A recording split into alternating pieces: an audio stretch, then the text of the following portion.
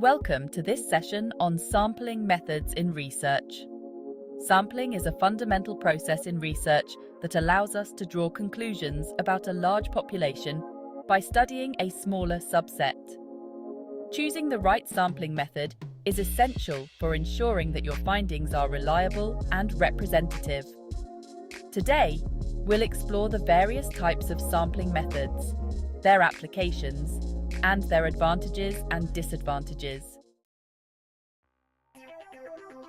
Sampling methods fall into two main categories: probability sampling. Every member of the population has a known, non-zero chance of being selected. Non-probability sampling. Not every member of the population has an equal chance of being selected, often leading to subjective judgments in participant selection. Let's dive deeper into each category, starting with probability sampling methods. Simple random sampling is the most straightforward form of probability sampling. Every individual in the population has an equal chance of being selected. This method ensures that the sample is unbiased and representative of the population. Example: suppose we want to survey guests who stayed at a hotel over the past year. Using a random number generator, we can randomly select 100 guests from the hotel's booking records. This method minimizes bias and is ideal when the goal is to generalize the findings to the entire population. Systematic sampling is similar to simple random sampling, but involves selecting participants at regular intervals. After choosing a random starting point, we select every nth member of the population. For example, if we have a list of 1,000 guests, we could select every 10th guest from the list. This method is more efficient than simple random sampling, but still maintains a degree of randomness. Stratified sampling involves dividing the population into subgroups or strata based on shared characteristics, such as age, gender, or income. Then, random samples are taken from each stratum to ensure that all groups are adequately represented in the final sample. For instance, imagine we are studying satisfaction levels among guests from different age groups. We divide the population into three age groups: 18 to 30, 31 to 50, and 51 plus, and randomly select participants from each group to ensure all age demographics are included in the survey. In cluster sampling, the population is divided into clusters, typically based on geographic location or organizational structure.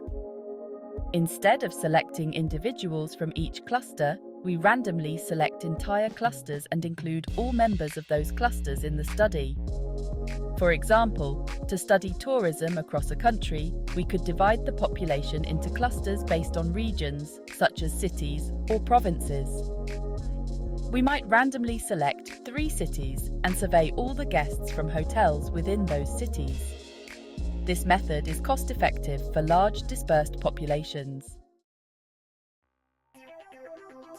Now, let's look at non-probability sampling methods, where participants are selected based on criteria other than random selection. These methods are often used in exploratory research but may introduce bias. Convenience sampling involves selecting participants who are readily available and willing to participate. While this method is fast and easy, it may not provide a representative sample of the population.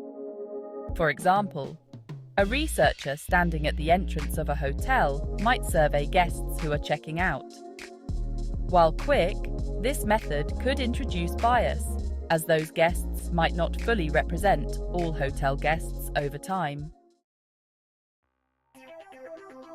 In quota sampling, the researcher sets quotas to ensure specific subgroups within the population are represented in the sample. However, within those quotas, participants are selected non-randomly. For example, a study might require 50% male and 50% female participants. After meeting the quota for males, the researcher would stop selecting male participants, regardless of the rest of the population. Purposive sampling involves selecting participants based on specific characteristics relevant to the research question. The researcher uses their judgment to choose individuals who are most likely to provide useful information.